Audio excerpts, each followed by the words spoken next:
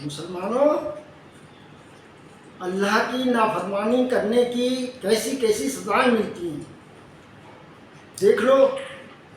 جو جس کو شیطان کہتے ہیں وہ ایک جن تھا، فرشتوں کا سردار بنا دیا گیا تھا اسے، بہت عبادت گزار تھا وہ، لیکن اس نے اللہ کی نافرمانی کری۔ اللہ نے جب آدم علیہ السلام کو مٹی سے بنایا اور ان کے اندر جان ڈالی تو سارے فرشتوں کو حکم دیا کہ آدم کو سجدہ کرو۔ سب نے سجدہ کیا، اس نے سجدہ نہیں کیا۔ جب اس نے سجدہ نہیں کیا تو شیطان بن گیا، وہ شیطان مردود ہو گیا اور اس کو جنت سے نکال دیا گیا، اور اس نے وہیں سے بہکانا بھی شروع کر دیا۔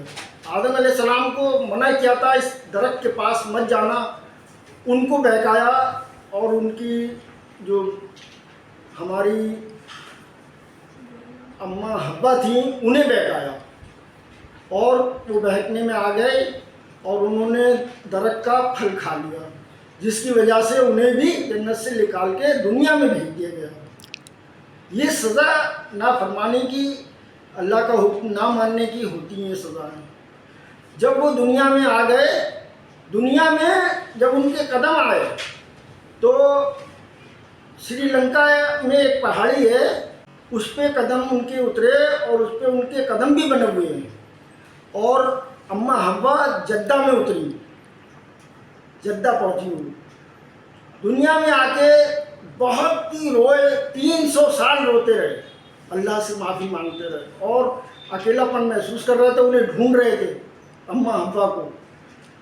اماں حوا کو 300 سال روتے رہے، اور 300 سال رونے کے بعد اللہ نے ان کی توبہ قبول کر لی، اور وہ اماں حوا کو ڈھونڈتے ڈھونڈتے عرفات کے میدان میں پہنچ گئے۔ عرفات کے میدان میں اماں حوا انہیں مل گئیں، اور ان کی زندگی وہاں سے شروع ہوئی۔ پھر ان کے جب بچے ہونا شروع ہوئے تو ایک لڑکی ایک لڑکا ہوتا تھا، جب بھی بچے ہوتے تھے ایک لڑکی ایک لڑکا۔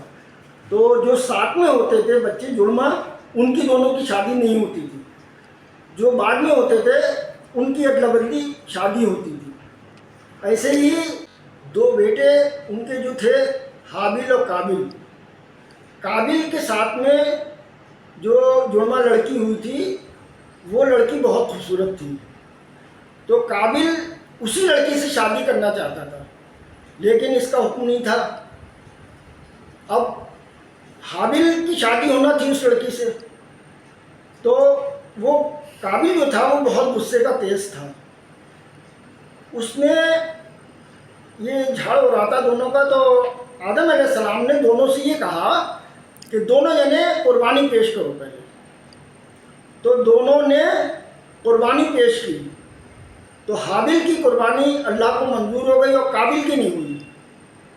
تو جب وہ پتہ ہو جایا کرے تھا، جب قربانی قبول ہو جایا کری تھی اس کا پتہ ہو جایا کرے تھا، قابل کی قربانی قبول نہیں ہوئی اللہ کو۔ تو قابل جو تھا بہت غصے کا تیز تھا، وہ کہنے لگا حابیل سے میں تیرا قتل کر دوں گا۔ حابیل کہنے لگا تو میرا قتل کرے گا، لیکن میں تجھ پہ ہاتھ نہیں چلاؤں گا، میں تو اللہ سے ڈرتا ہوں۔ مگر قابل نہیں مانا اور اس نے حابیل کا قتل کر دیا۔ اور پھر کیا کرے لاش کو؟ تو اللہ نے 2 کوے بھیجے، دونوں کووں میں لڑائی ہوئی، ایک کوا اس میں مر گیا لڑائی میں، تو اس کوے نے جو زندہ تھا اس نے اس کی قبر گڈھا کھود کے اس کو اس میں دبا دیا۔ وہ قابل دیکھ رہا تھا یہ سب۔ قابل نے وہی کیا، پھر اپنے بھائی کو گڈھا کھود کے دفنا دیا۔ یہاں سے دفن ہونے کا سلسلہ جاری ہوا۔